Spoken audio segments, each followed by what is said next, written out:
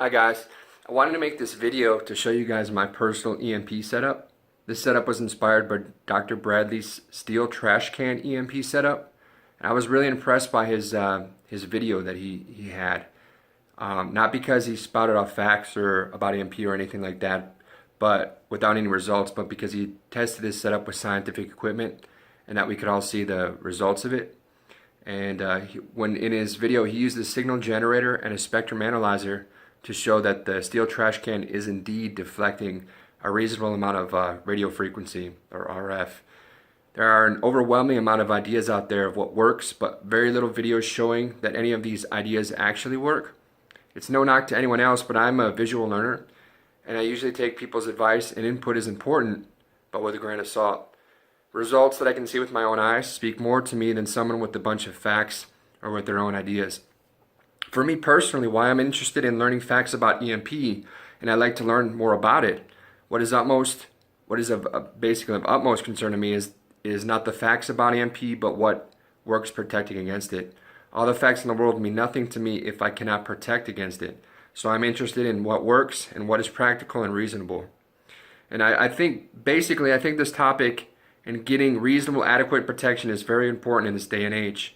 Our government or the people in charge, they're not hardening our electric grid.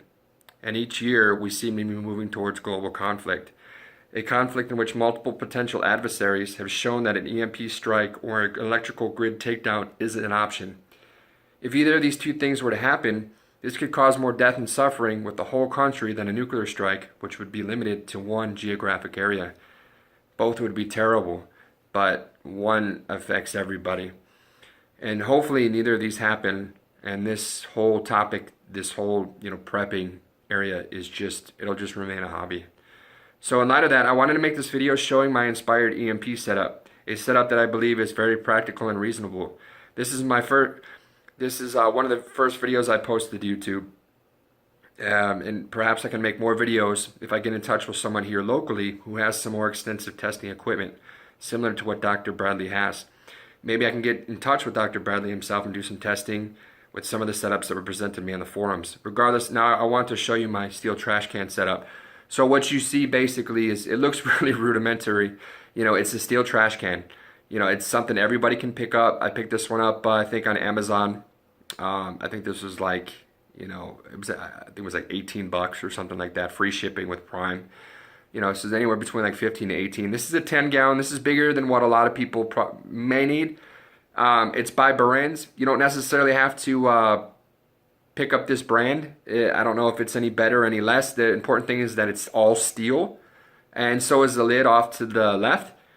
And the lid itself seats very tightly on top of the can. Now, Brands also makes this standard, the really big, the 30 or 32 gallon, whatever it is, trash can. So if you have a lot of electronic equipment, you might want to go with that route. I'm not storing my stuff outside. I have limited space, so I went with the 10 gallon. I'm going to put my stuff in there. I think Brands also makes the 6 gallon, which is a smaller option than this. So if you're even more limited on space, have less electronic equipment, that may be an option for you. But this was a really good option by Dr. Bradley's video. I want to test it with like an actual, signal generator and a, what's the word I'm looking for? Where you test the signal. But basically this setup right here is, like I said, it's the same thing that similar to what Dr. Bradley uses, a stainless steel trash can and stainless steel lid. So what I'm going to do is I'm going to show you what I did. I took a little above and beyond what he did a little bit, and what I did was I actually, if you could see, I put some rubberized paint on it. This was Rust-Oleum leak seal. It's rubberized, and the thing is what if you do this, and I used 2 cans, so it's going to take like 2 cans to completely seal it. And it's like a rubber, and it doesn't kind of look like that. It looks like probably in the video just like a standard black spray paint, but it's not. It's rubberized, and you can kind of tell it's rubberized because when I sealed up the top, because I want to maintain a steel metal to metal connection, so I left all this, protected all this up with masking tape, or rather duct tape. And when I started peeling it off, the rubber started to rip here. So what you're probably going to want to do, and so if you look right here, I actually used an X-Acto knife to cut a more smoother line. You know, take the X-Acto knife and cut, because I didn't do that here and it started to peel.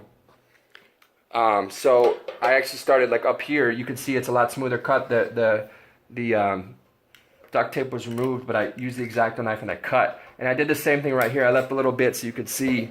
Here's some more duct tape, and I removed it.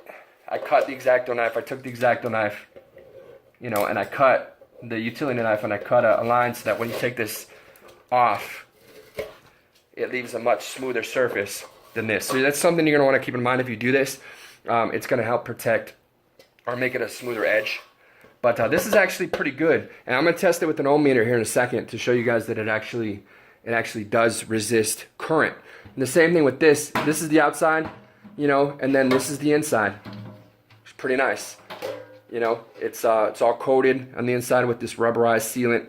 And I'm probably going to do what other people recommended. This isn't the only measure I'm going to take as far as keeping the electronic equipment from touching the metal to make contact.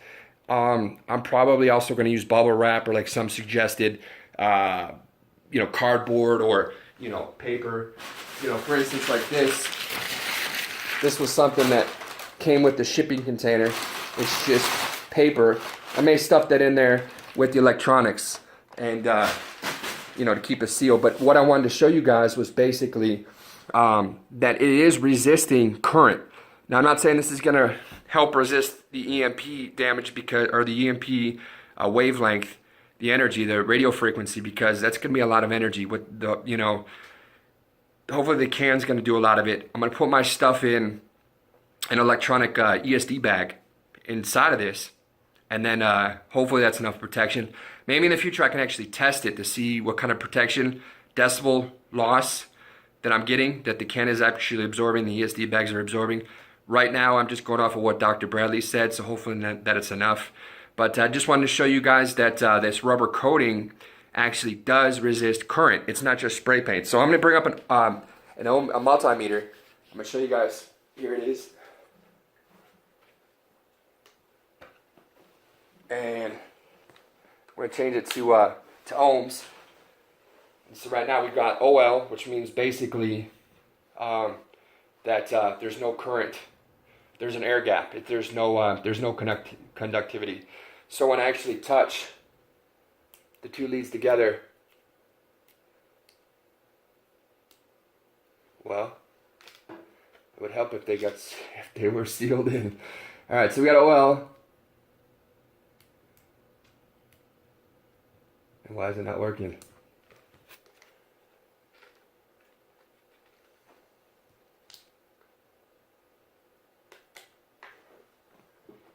All right, little technical hiccup here, guys. So there we go. I just had to seat it right, and it wasn't switched all the way to ohms. Okay, so being a prepper, you got to improvise and you got to work on the fly. So it's a perfect example. Things don't always go as planned. So, anyways, this is OL, which basically means you've got an air gap. You've got an amount, but there's no connection. There's no conductivity between the two leads, the positive red and the negative. So when you touch them together, you get 0, which means there's no resistance at all. 0.1, 0.3, okay, we're climbing a little bit, but basically there's no resistance. So I'm going to touch the can here. I'm going to touch the can here, and you're going to see there's resistance, or there's little resistance. Or at least there's conductivity. And there we go, 0.1. So there's current that's flowing through that, through this container. So that means that any type of RF is going to transfer around. And anywhere I place it on there, I'm going to try to avoid the stickers. You know, I don't know if you guys can see it. And then the same with the can, or the same with the lid. I'm going to touch the lid here in a second.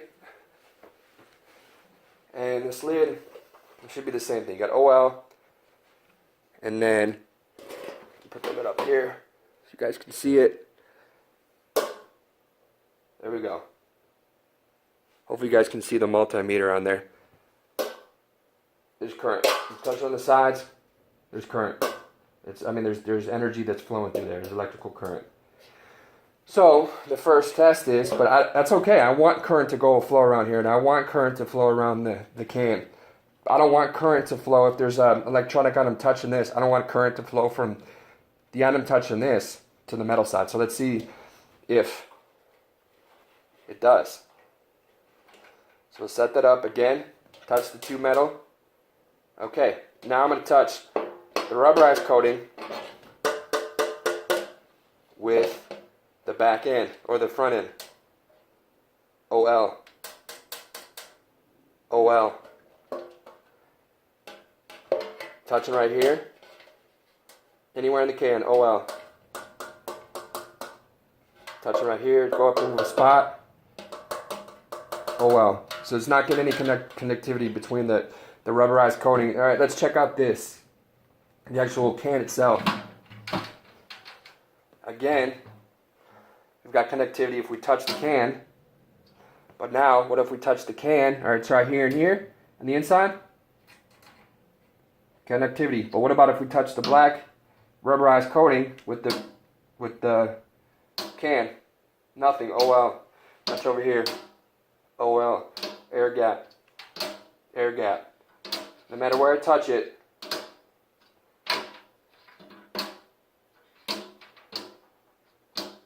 so it works.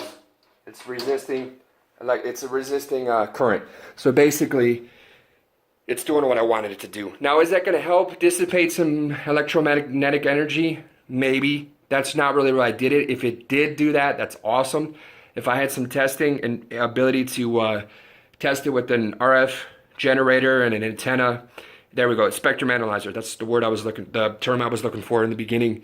If I had a spectrum analyzer to test it, that would be awesome.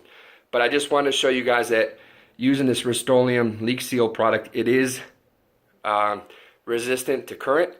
It does offer resistance. In fact, there's no resistance that can flow through it, so it's great for me.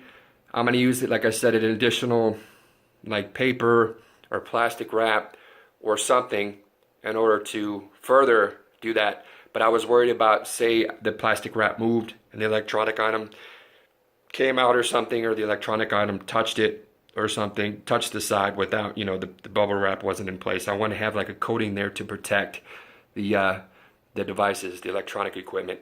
So yeah, this was just a video. Hopefully this device works as good as what Dr. Bradley's setup works with his brand's can. It's the same stainless steel. We saw that there's connectivity all throughout the can. Regardless of where you touch it, the rubberized coating does block current. So hopefully this can help you set it up. Your own setup. If you guys want to do that as well, you're free to go ahead and do that. In the future, I may post a video on the actual, if there's any decibel loss, of the difference between having this coating and not having this coating.